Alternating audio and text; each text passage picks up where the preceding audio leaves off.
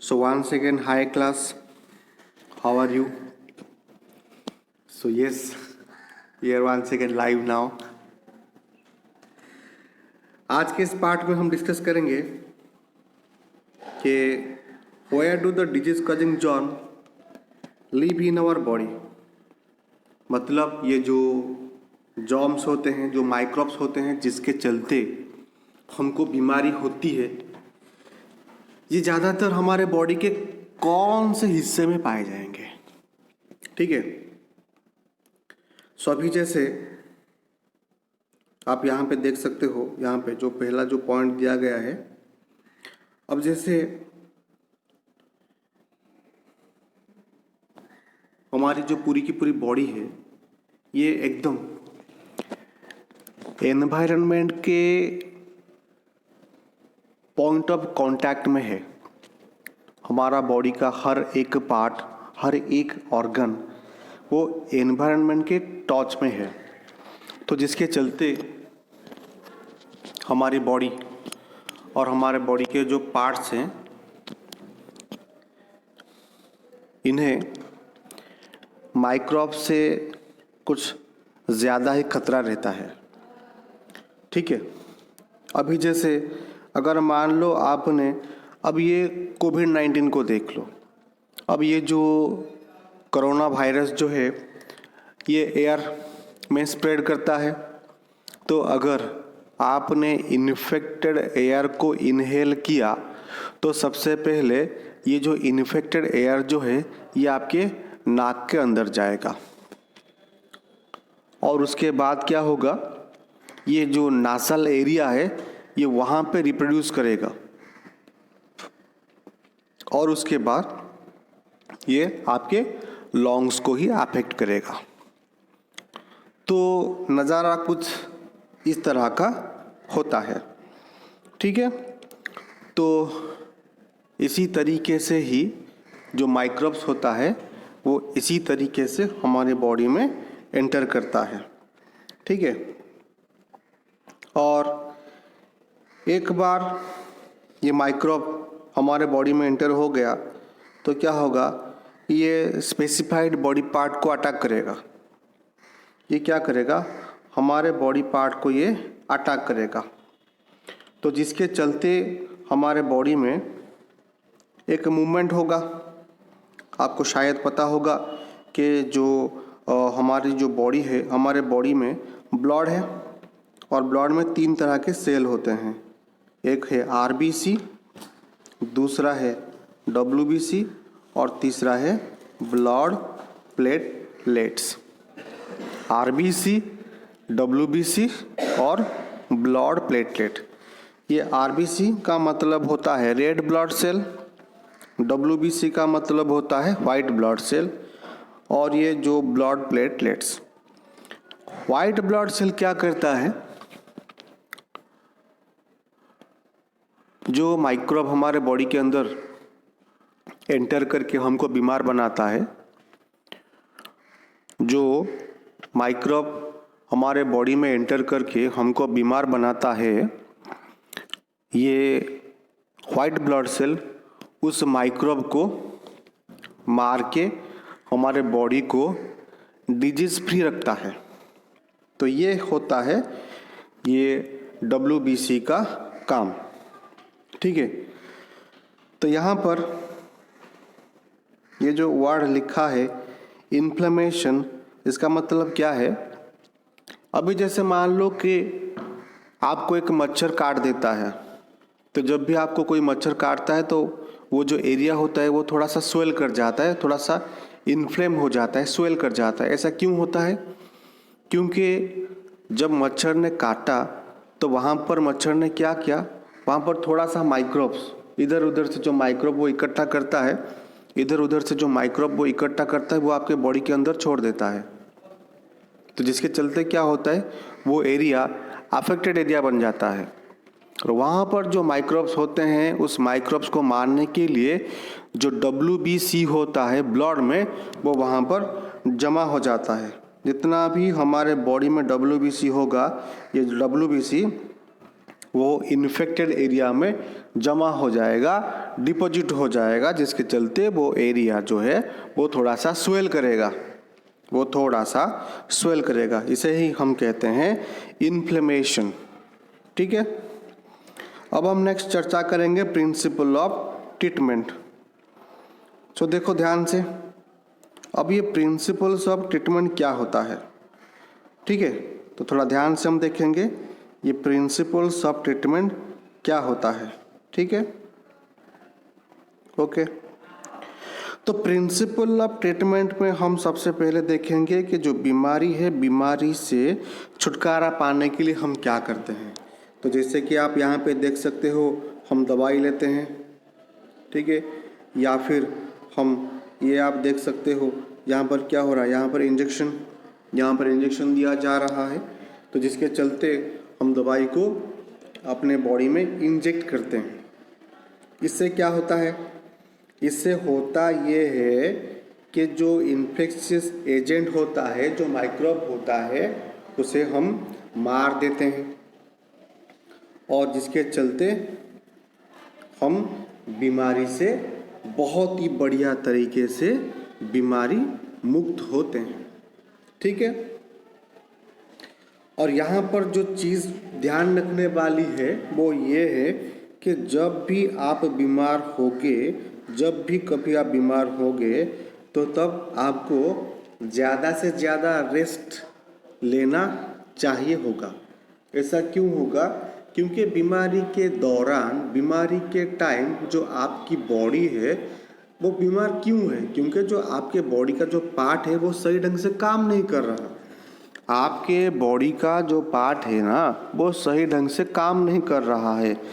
अगर आप उसी टाइम में अपने थोड़ा सा वार्क करोगे या फिर कुछ लेबर करोगे, कुछ काम करोगे, तो जो एनर्जी रिक्वायरमेंट होगी आपकी बॉडी की वो थोड़ी सी बढ़ जाएगी, तो जिसके चलते आपके बॉडी के ऊपर थोड़ा सा एक्स्ट्रा प्रेशर आएगा और जिससे आपकी बॉडी उस प्रेशर को हैंडल नहीं कर पाएगी। ठीक है, तो इसीलिए हम बीमारी के टाइम ज़्यादा से ज़्यादा हम रेस्ट लेते हैं। ठीक है, और यहाँ पर एक सबसे मोस्ट इम्पोर्टेंट पार्ट हम डिस्कस करेंगे, दैट इज एंटीबायोटिक्स। अब ये एंटीबायोटिक क्या है? देखो, एंटीबायोटिक एक केमिकल सब्सटेंस होता है जिससे हम बनाते हैं, माइक्रोब से ही बनाते हैं। एंटीबायोटिक्स एक केमिकल सब्सटेंस होता है जिसे हम माइक्रोब से ही बनाते हैं। माइक्रोब्स के बॉडी से एक केमिकल सब्सटेंस सेक्रेट करता है जिसको हम कहते हैं एंटीबायोटिक्स। और ये जो एंटीबायोटिक्स होता है, ये फर्दर दूसरे हार्मफुल माइक्रोब्स को ग्रो करने नहीं देता। ठीक है, सो अगर कभी हम बीमार होते हैं बैक्टीरिया की वजह से और हमने एंटीबायोटिक अगर लिया है, तो जो बीमारी हमको हुई है, जो बीमारी हमको बैक्टीरिया की वजह से हुई है, ये बीमारी थोड़ी ही दिनों में पूरी तरीके से ठीक हो जाएगी और हम पहले जैसे स्वस्थ हो जाएंगे।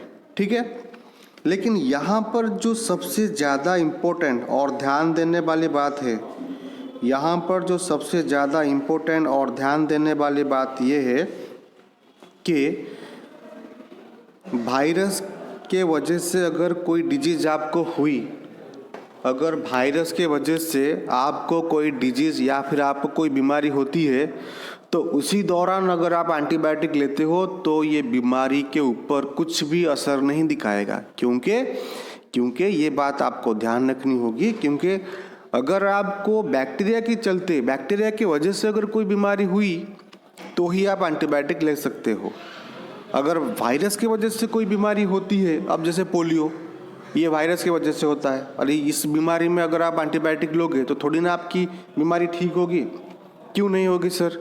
ऐसा इसलिए नहीं होगा क्योंकि जो एंटीबायोटिक होता है, ये बैक्टीरिया जो कि एक सेल होता है, उस सेल को रिप्रोडक्शन नहीं करने देता, उसका जो सेल वाल होता है, जो सेल वाल होता है या फिर सेल मेम्ब्रेन जो होता है, ये उसे तोड़ देता है, जिसके चलते जो बैक्टीरिया का जो सेल है ये पूरी तरीके से फॉर्म नहीं हो पाता। लेकिन वायरस के केस में ऐसा क्या है, वायरस का अपना लाइफ साइकिल नहीं होता। लाइफ साइकिल का मतलब वो प्रोड्यूस होगा, रिप्रोडक्शन करेगा, फिर वो डिवाइड हो जाएगा, फिर से रिप्रोडक्शन करेगा, फिर से ग्रो करेगा, फिर से रिप्रोडक्शन करेगा, फिर से ग्रो करेगा। This is life cycle. ये बैक्टीरिया में ही पाया जाता है, लेकिन जो वायरस का कोई अपना खुद का लाइफ साइकिल नहीं होता। ये जिसके शरीर में अंदर जाता है उसके शरीर का जो सेल है ये उसको ही इस्तेमाल करता है। तो इसीलिए वायरस की वजह से अगर आपको कोई बीमारी होती है तो उस बीमारी में आपकी मदद एंटीबायोटिक बिल्कुल नहीं कर पाता। ठीक है, ये बात क्लियर हुई? तो चलिए ठीक है, चलिए आगे बढ़ेंगे। तो यहां पर हम देखेंगे कि are there any limitations of treating infectious agents by medicine. अब इसका क्या मतलब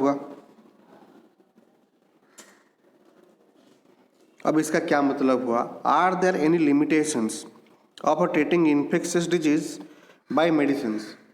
अगर हमको कोई इन्फेक्शियस बीमारी हुई तो अगर हम वहाँ पर मेडिसिन को लेते हैं तो उसके क्या क्या लिमिटेशंस होंगे। देखो, अगर आपने दवाई लिया है तो ऐसा भी हो सकता है कि our body functions might not be able to recover easily. जो हमारी जो बॉडी है, बॉडी के जो पार्ट्स हैं, वो ऐसा भी हो सकता है कि वो पूरी तरीके से सही ढंग से काम नहीं कर पाए, क्योंकि आपको बीमारी हुई है। मतलब आपके जो बॉडी के जो पार्ट्स हैं वो सही ढंग से काम नहीं कर पाए, इसीलिए तो आपने दवाई ली। तो इसका मतलब ये नहीं है कि आपकी जो बॉडी के जो पार्ट्स हैं ये वो सही ढंग से काम करेंगे। थोड़ा टाइम लगेगा आपको पूरी तरीके से स्वस्थ होने के लिए, थोड़ा सा टाइम लगेगा। ठीक है, this treatment takes time, hence it can affect our daily activities. मतलब जब तक आप पूरी तरीके से स्वस्थ नहीं होते तब तक आपको रेस्ट लेना पड़ेगा, और उसी दौरान आप कोई भी एक्टिविटी नहीं करेंगे का मतलब ये नहीं है कि नहीं कर पाएंगे, आप कर सकते हैं, लेकिन करना नहीं चाहिए होगा। ठीक है,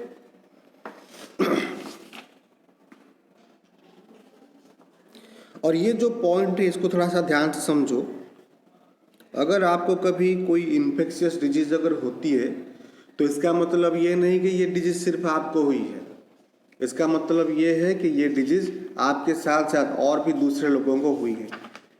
मेरे कहने का मतलब ये है, अगर आपको कोई भी इन्फेक्शियस डिजीज है और आप आइसोलेशन में ना रहें तो, अब जैसे मान लो किसी को कोरोना हो गया और वो खुले में घूम रहा है, तो वो जहाँ जाएगा वहाँ ये डिजीज स्प्रेड करेगा फ्री में।